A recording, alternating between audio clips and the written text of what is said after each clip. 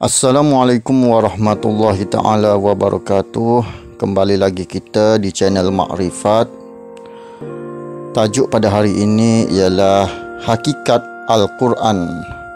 Sebelum itu, sahabat sekalian, jangan lupa subscribe, like, komen dan share supaya ianya bermanfaat kepada orang lain juga. Dan jangan lupa tulis komen Qabil tu. Jangan lupa tulis komen Qabil tu di bawah supaya ilmunya berkat. Tajuk pada hari ini ialah Hakikat Al-Quran. Apa itu Al-Quran? Al-Quran ialah wahyu yang diturunkan oleh Allah kepada Nabi Muhammad SAW melalui perantaraan malaikat Jibril. Jadi Nabi Muhammad SAW telah pun meninggal dunia. Dan kita perlu ketahui bahawa ilmu hakikat ini ialah ilmu tersirat, iaitu ilmu membicarakan ilmu di dalam diri kita. Dan ilmu syariat pula ialah ilmu tersurat, iaitu ilmu membicarakan zohiriyah, iaitu zohir. Maka Al-Quran yang kita baca pada hari ini ialah Al-Quran zohir, Al-Quran khususiah bagi Nabi Muhammad SAW. Jadi kita membaca Al-Quran itu supaya kita duduk di jalan yang lurus untuk mencari Al-Quran batin. Al-Quran batin ialah Al-Quran di dalam diri kita. Okey, lanjut kita baca Al-Quran tersebut. Lau anzalna hadzal Qur'ana ala jabalin la ra'aitahu khashi'an mutasaddian min khasyiatillah. Wa tilkal amsalu nadribuha lin-nasi la'allahum yatafakkarun. Kalau sekiranya kami turunkan Al-Quran ini kepada sebuah gunung, pasti kamu akan melihatnya hancur berpecah belah disebabkan ketakutannya kepada Allah.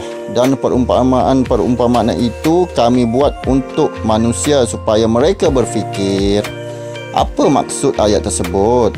Ayat tersebut memberi maksud kepada kita bahawa Al-Quran di dalam diri kita itu, iaitu mengenal diri. Mengenal diri itulah Al-Quran kita, iaitu roh kita. Ketika mengenal diri itu, kita matikan nafsu kita, iaitu hancurkan diri kita. Mautu qabla anta mautu, matilah kamu sebelum kamu mati. Jadi matikan diri kita itu, hancurlah diri kita tersebut. Itulah maksudnya, jika Al-Quran ini diturunkan kepada sebuah gunung, maka hancurlah gunung tersebut kerana takutnya mereka kepada Allah Subhanahu Wa Taala. Itulah maksud Al-Quran tersebut. Tapi orang tidak memahaminya. Maksud Al-Quran tersebut ialah roh diri kita. Diri kita pula ada banyak. Rohani, Rohul Kudus, Roh Latifur Rabbani, Rohul Amin. Maka Rohul Amin itulah roh yang paling tinggi, iaitu bersinarannya seperti cahaya matahari. Itulah Al-Quran yang sebenar, yang menyampai, yang mengajar. Itulah Al-Quran dalam diri kita. Jika sesiapa yang sudah mempunyai Al-Quran batin di dalam diri kita, maka sebab itulah mereka mengubati orang tanpa berhuruf, tidak bersuara, sedangkan dia juga mempunyai Al-Quran. Jadi hakikat Al-Quran yang sebenar-benarnya ialah Al-Quran di dalam diri kita, iaitu Al-Quran batin. Dan Nabi Muhammad juga mempunyai Al-Quran batin. Dan dia zohirkan Al-Quran tersebut sehingga menjadi sebuah Al-Quran, sebuah buku Al-Quran tersebut. Maka Al-Quran itu asalnya daripada dalam dirinya sendiri, iaitu perantaraan malaikat Jibril. Yang mengajarnya siapa? Malaikat Jibril. Hakikat malaikat Jibril itu ialah roh kita, batin kita. Kita sucikan roh tersebut, maka laduni ataupun wahyu Allah Subhanahu Wa Taala turun pada roh tersebut. Dengan otomatis roh tersebut pandai, dengan otomatis roh tersebut menyampai kepada kita. Hakikatnya roh itu adalah perantaraan, seperti malaikat Jibril itu perantaraan kata-kata Allah, kalamullah. Roh itu ialah kalamullah, penzohiran kalamullah, iaitu percakapan Allah.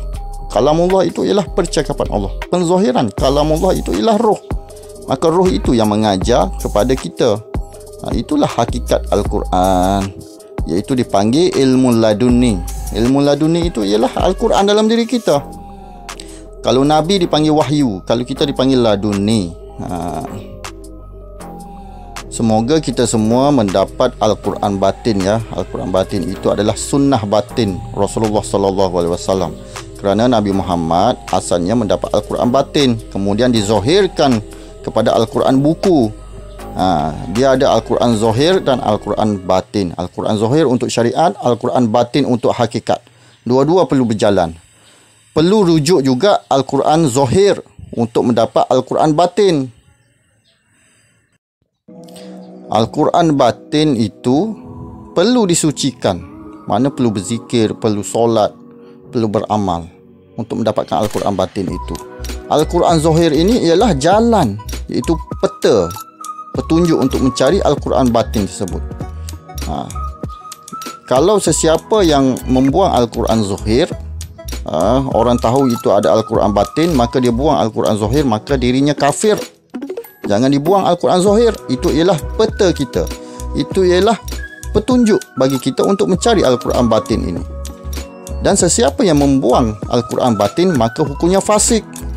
Maka Al-Quran batin ini ialah ilmu rahsia, bukan semua orang tahu.